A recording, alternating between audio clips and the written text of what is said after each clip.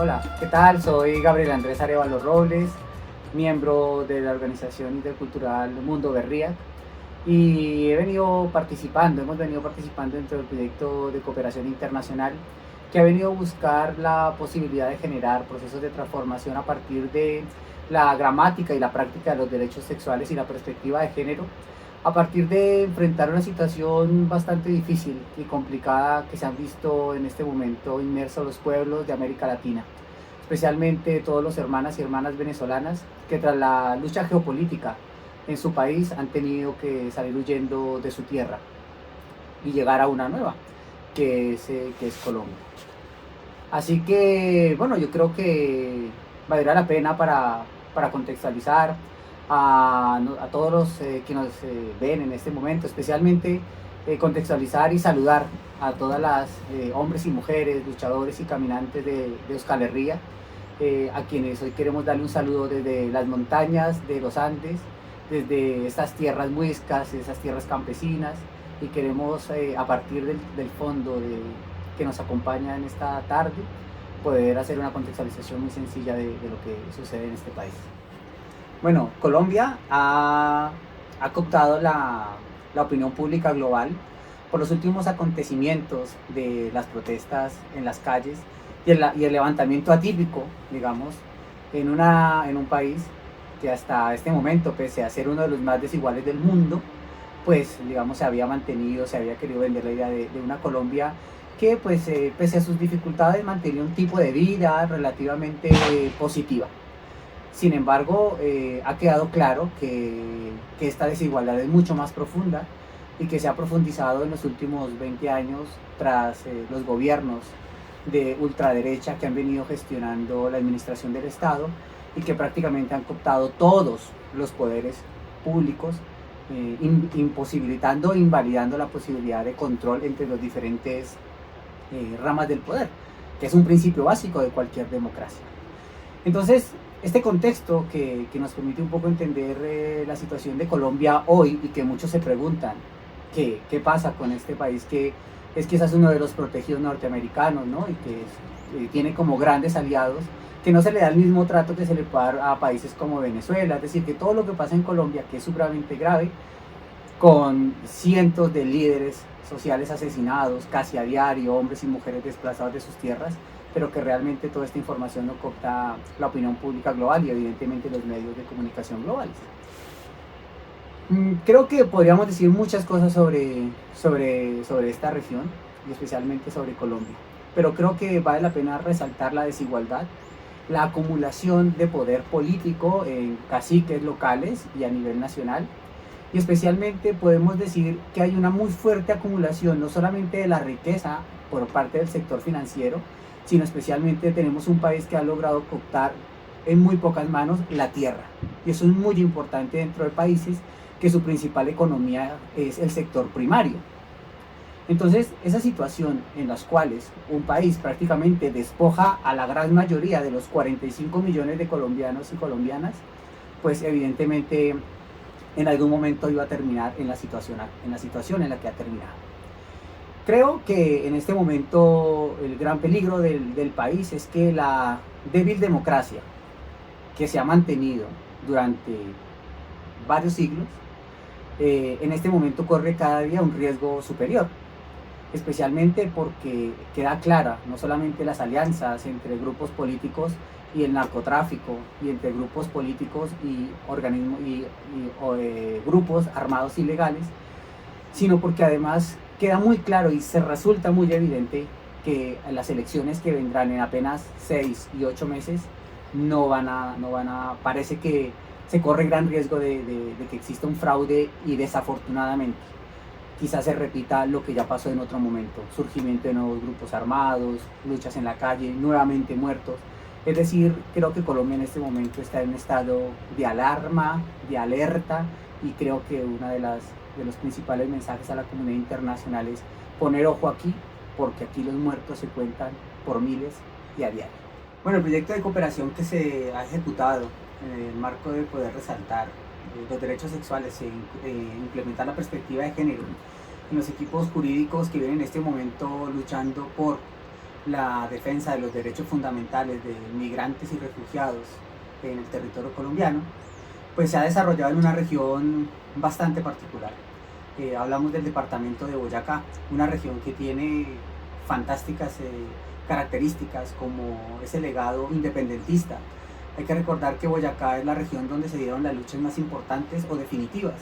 como en el Pantano de Vargas o en el Puente de Boyacá, donde se derrotó al Imperio Español tras la lucha y el levantamiento de los pueblos campesinos, negros e indios contra el opresor del proyecto invasor español. Sin embargo, con el paso del tiempo también se ha heredado otro tipo de cosas dentro del marco de la colonia, que hoy, utilizando un término más reconocido, es la colonialidad. Es decir, aquellos valores coloniales de ese proyecto migraron y se establecieron en la República de Colombia, y desafortunadamente pues Boyacá, digamos, es un referente dentro de esa mirada o de esa cultura conservadora, dentro de la perspectiva de un proyecto social con muy fuerte de individualismo, donde también hay una donde hay una fuerte economía campesina, pero donde definitivamente los campesinos no tienen la posibilidad de disfrutar de la riqueza de estas hermosas y frondosas tierras.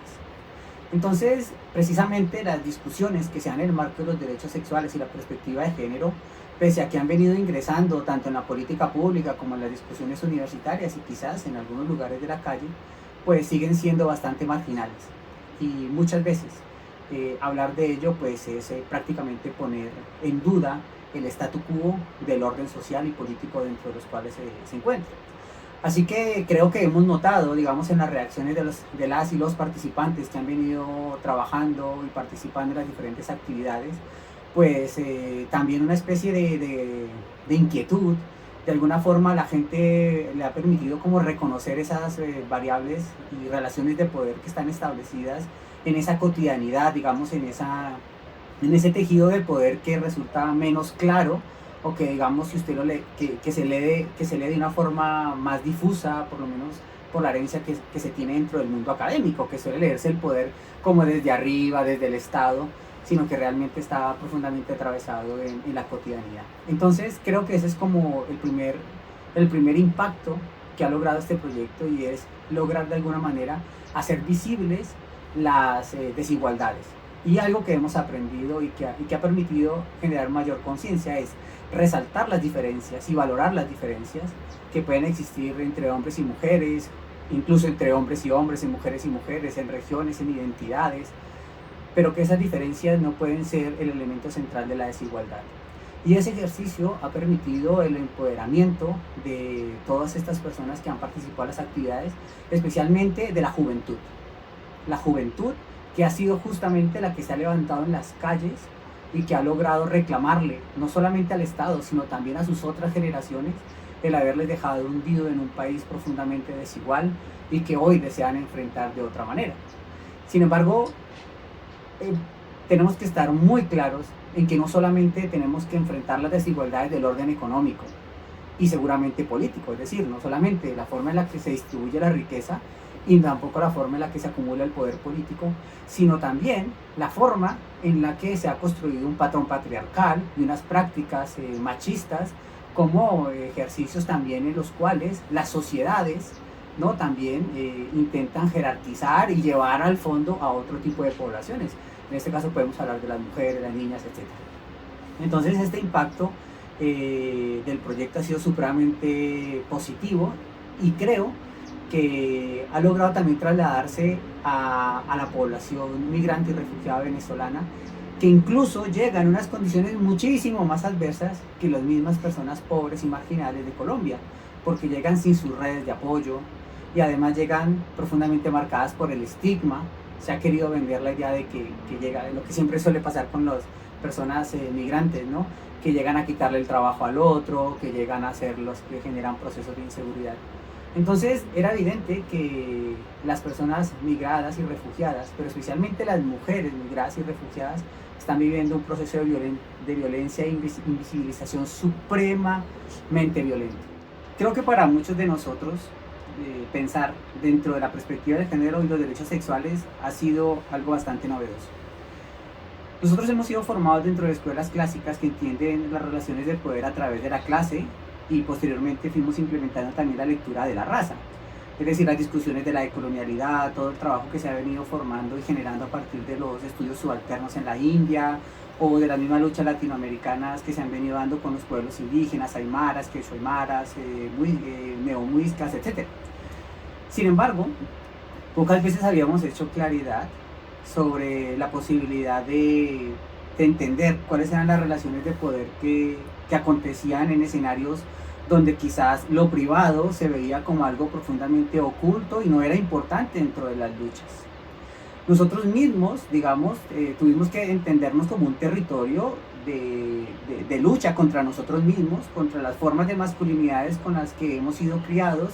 incluso con las formas de masculinidades con las que también hemos atendido las luchas, e incluso la idea de las vanguardias que hemos entendido y producido dentro de nuestros procesos. Así que es importante para nosotros resaltar que no es sencillo hacer ese cambio, pero que es necesariamente y profundamente necesario que lo hagamos. Y creo que parte del proyecto ha sido ese, ¿no? O sea, permitirnos un poco entender mucho más y entender cosas que parecían muy elementales cuando las escuchas, pero que no la piensas, como por ejemplo que somos sujetos sexuados. O sea, la idea de pensarse como un sujeto sexuado cambia profundamente la forma en la que tú interpretas la realidad y la forma en que empiezas a ver lo otro, ¿no? La misma idea de reconocerse el cuerpo, ¿no? Siempre hemos hablado en términos de la cultura que el cuerpo está cargado de un montón de sentidos, pero pocas veces realmente hacemos una reflexión a partir de sentir nuestro cuerpo y de poderlo interpretar de esa manera. Así que todo este ejercicio de entendernos dentro de estas prácticas de los derechos sexuales, es decir, entender el derecho ya no solamente desde la perspectiva de la ley, sino especialmente de un componente, de una triada, que sería una triada integrada, que sería lo biopsicosocial. Es decir, la forma en la que de alguna manera vamos rompiendo el paradigma cartesiano de entendernos como un sujeto profundamente racional a la hora de pensar, sin entender que esa división que hicieron tanto Francis Bacon como René Descartes a la hora de dar una entidad superior al pensamiento, y tratar de decir que no solamente somos seres que piensan, sino también somos seres que sienten, que lloran, que tienen una perspectiva biológica, y que muchas de esas sensaciones y producciones que se dan a través del cuerpo, las sensaciones y la razón, tienen que integrarse. Nosotros de alguna manera ya lo habíamos entendido a través de las enseñanzas ancestrales de los pueblos indígenas, por ejemplo, quienes hablaban de la integralidad, de la relacionalidad, cosas que de alguna manera, por ejemplo, recogió luego Deleuze, Guattari, incluso trayendo la experiencia de indios norteamericanos, ¿no? Pero fijarse que a pesar de que eso estaba allí, lo seguíamos tratando desde el orden racional, entonces no lo interiorizábamos en el dolor, ni en el entendimiento, ni en el placer del cuerpo. A partir de todo este ejercicio creo que estamos como en la ruta de entenderlo y de producirlo, y aunque indudablemente pues a veces toca aspectos que nos da miedo cambiar, porque de alguna manera podemos reconocer que ciertos aspectos significa